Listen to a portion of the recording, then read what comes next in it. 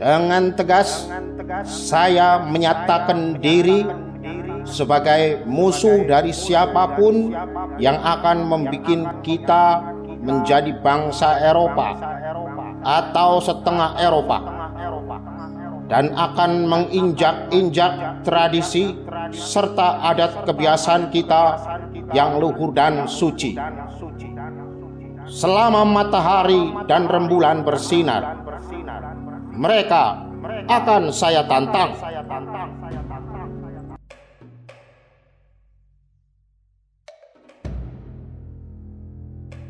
Ucapan lantang yang seperti mengajak ribut kaum kolonial ini keluar dari mulutnya. Ia lelaki Jawa Tulen, seorang ningrat sejati, putra Raden Mas Aryo Sosrodiningrat, Bupati Jepara. Tapi jangan salah, beliau bukan jagoan kampung macam katak dalam tempurung. Karena selama nyaris 3 dasawarsa, ia telah berkelana di Eropa. Siapakah dia? Simak kisahnya bersama tinta pena hanya di Anong-Anong TV. Selamat menyaksikan.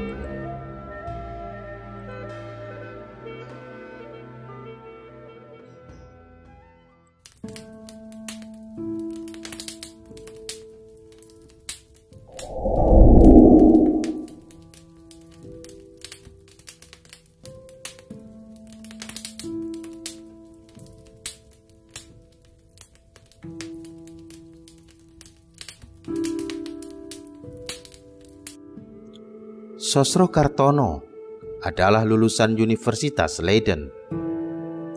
Beliau adalah kakak kandung dari Raden Ajeng Kartini. Beliau pernah bertugas sebagai wartawan untuk meliput Perang Dunia Pertama. Beliau juga sempat menjadi kepala juru bahasa di Liga Bangsa-Bangsa serta atase kebudayaan untuk Kedubes Prancis di Den Haag. Pemikiran Sosrokartono sangat maju, bervisi jauh ke depan. Ia menguasai lebih dari 35 bahasa. Saking cerdasnya, orang-orang Eropa menjulukinya si jenius dari timur.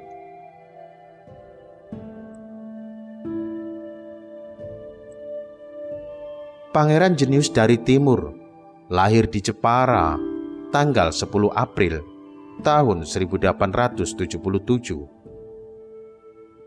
Raden Mas Panji Sosrokartono pergi ke Eropa sejak berusia 21 tahun. Pada tahun 1898, ia sudah merantau ke Belanda untuk meneruskan studinya setelah lulus dari sekolah menengah atas di Semarang. Dikutip dari RMP Sosrokartono, sebuah biografi terbitan tahun 1987 karya Solihin Salam, seorang insinyur berkebangsaan Belanda bernama Insinyur Henning menyarankan kepada Sosrokartono agar melanjutkan pendidikan ke Polytechnische School de Delft. Jika kelak lulus sebagai insinyur dari sekolah tinggi teknik di Belanda itu, Sosrokartono diharapkan bisa mengatasi ancaman krisis air yang diprediksi bakal melanda Jepara. Juga meningkatkan tata kelola penggunaan air untuk pertanian di kawasan itu. Atas dukungan ayahnya, Sosrokartono mematuhi anjuran tersebut meskipun hati kecilnya berkata lain. Benar saja, ia merasa tidak cocok menjadi siswa di sekolah teknik. Maka, Sosrokartono kemudian memutuskan pindah haluan. Ia memilih jurusan bahasa dan kesusastraan timur di Universitas Leiden. Sejak bersekolah di Semarang, Sosrokartono memang menonjol dalam bidang bahasa dan sastra. Ia sudah sangat mahir berbahasa Belanda dan beberapa bahasa asing lainnya. Bahkan, Sosrokartono menuntaskan ujian akhirnya dengan menulis karangan dalam bahasa Jerman. Sosrokartono lulus dari Leiden pada tahun 1908, meraih gelar sarjana bahasa dan sastra timur. Kemampuannya meningkat pesat. Ia menguasai puluhan bahasa dari banyak bangsa di dunia. Ia juga mulai aktif menulis di surat kabar. Namanya tercantum dalam daftar Dewan Redaksi Bintang Timur yang terbit di Belanda pada tahun 1903, pimpinan Abdul Rifai. Setelah lulus, Sosrokartono tak langsung pulang. Ia ingin menimba ilmu dan mencari pengalaman lebih banyak lagi di Eropa. Meskipun di tanah airnya saat itu sedang tumbuh rasa nasionalisme yang kuat.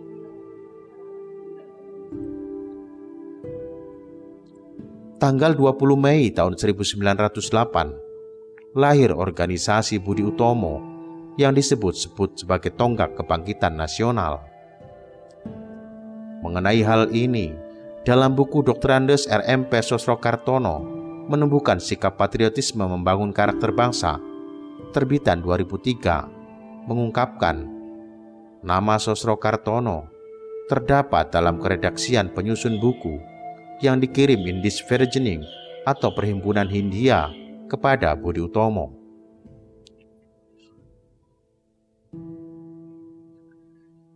Indis Vergening adalah organisasi pelajar dan mahasiswa asal Indonesia di Belanda yang juga didirikan pada tahun 1908. Dengan demikian, ada kemungkinan Sosrokartono turut pula memprakarsai berdirinya perhimpunan itu, atau setidaknya ikut membantu penyusunan buku untuk Budi Utomo. Sosrokartono masih berada di Eropa ketika Perang Dunia Pertama meletus pada tahun 1914.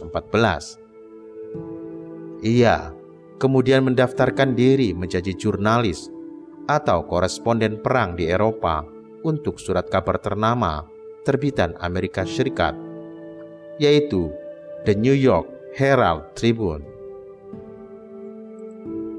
Sumidi Adisasmita dalam surat-surat wasiat peninggalan jiwa besar kaliber internasional Dr. Andes Sosrokartono tahun 1877 sampai 1552 menuliskan, Sosrokartono menjadi satu-satunya mahasiswa lulus tes koran itu.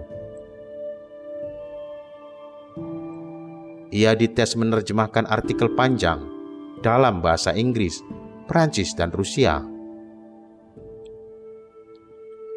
Resmi menjadi wartawan perang, Sosrokartono disusupkan ke dalam pasukan sekutu agar lebih leluasa bergerak. Ia diberi pangkat mayor.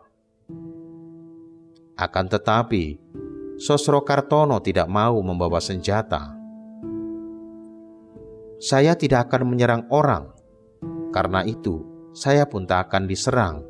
Jadi apa perlunya membawa senjata, kilahnya. Sosrokartono terbilang sukses menjalankan pekerjaannya. Salah satu hasil liputannya adalah perundingan antara Jerman dengan Prancis. Pertemuan ini dilakukan rahasia di dalam gerbong kereta yang ditempatkan di hutan pedalaman Prancis dan dijaga sangat ketat. Muhammad Hatta dalam buku Memoir tahun 1979 meyakini gaji Sosrokartono sebagai jurnalis The New York Herald Tribune sangat besar untuk ukuran zaman itu, yakni $1.250 Amerika Serikat per bulan, setara dengan $31.093 Amerika Serikat saat ini. Hatta menyebut Pangeran Jawa berparas menarik itu hidup dengan pergaulan mewah di Wina, Austria. Tersia-sia di negeri sendiri setelah perang berakhir. Sosrokartono juga dipercaya menjadi juru bahasa Blok Sekutu pada tahun 1918. Setahun berselang, ia diminta Volkenbond atau Liga Bangsa-Bangsa, cikal bakal Perserikatan Bangsa-Bangsa atau PBB ini, untuk menjadi kepala juru bahasa. Sosrokartono saat itu sudah menguasai lebih dari 35 bahasa, baik bahasa-bahasa dari bangsa-bangsa besar di dunia, maupun bahasa dari bangsa-bangsa yang relatif kurang familiar, termasuk beberapa bahasa daerah.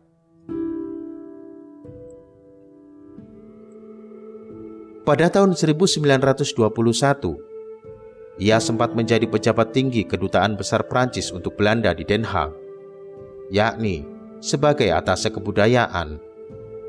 4 tahun kemudian, Sosrokartono memutuskan pulang ke Indonesia. Namun, kehidupan Sosrokartono di negerinya sendiri justru bertolak belakang dengan saat hidup di Eropa. Banyak petinggi pemerintah kolonial Belanda yang membencinya atau mewaspadainya, karena jelas pria ini bukan orang sembarangan. Beberapa kali Sosrokartono ditawari pekerjaan di pemerintahan, namun selalu ditolaknya. Sosrokartono ingin bekerja untuk memajukan rakyat tanpa harus meminta belas kasihan pejabat kolonial. Penolakan demi penolakan tersebut membuat pemerintah Hindia Belanda heran dan curiga. Sebagai tindakan antisipasi, Sosrokartono dituduh sebagai komunis agas geraknya terbatas. Akibatnya, Sosrokartono kian sulit memperoleh pekerjaan.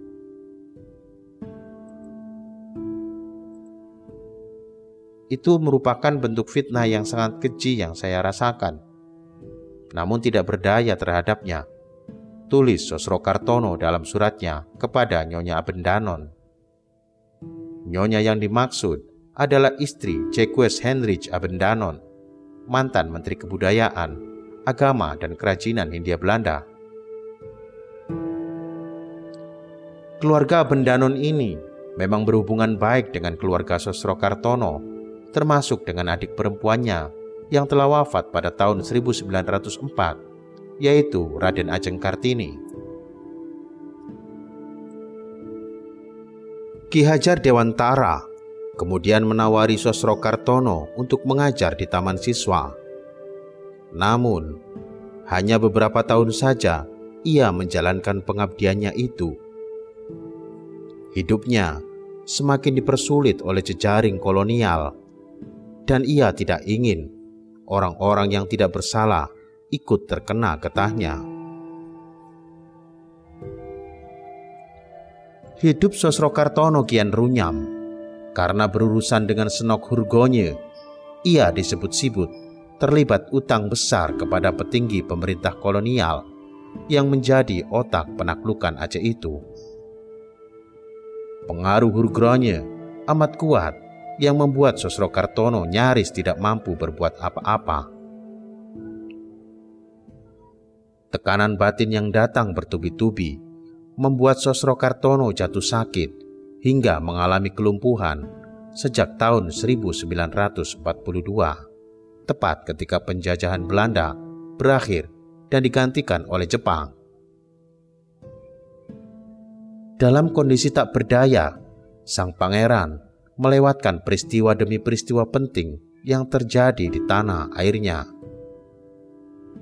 Namun, dikutip dari buku Wajah Bandung Tempo Dulu, karya Haryoto Kunto, Sosrokartono pernah dikunjungi utusan Soekarno untuk menanyakan tentang peluang Indonesia merdeka. Kepada utusan Soekarno itu, Sosrokartono mengatakan bahwa Indonesia pasti merdeka. Dan itulah yang kemudian terjadi. Sosrokartono kemudian dipercaya sebagai ahli ilmu kebatinan dan spiritual, orang yang mampu mengetahui sesuatu sebelum diberitahu, atau weruh sadurunge winara. Namun, kondisi kesehatan Sosrokartono tidak berangsur membaik. Pada tanggal 8 Februari tahun 1952, sang jenius Raden Mas Panji Sosrokartono wafat pada usia 74 tahun. Demikian sepenggal kisah si jenius dari timur. Sampai jumpa di edisi selanjutnya. Salam Meduluran.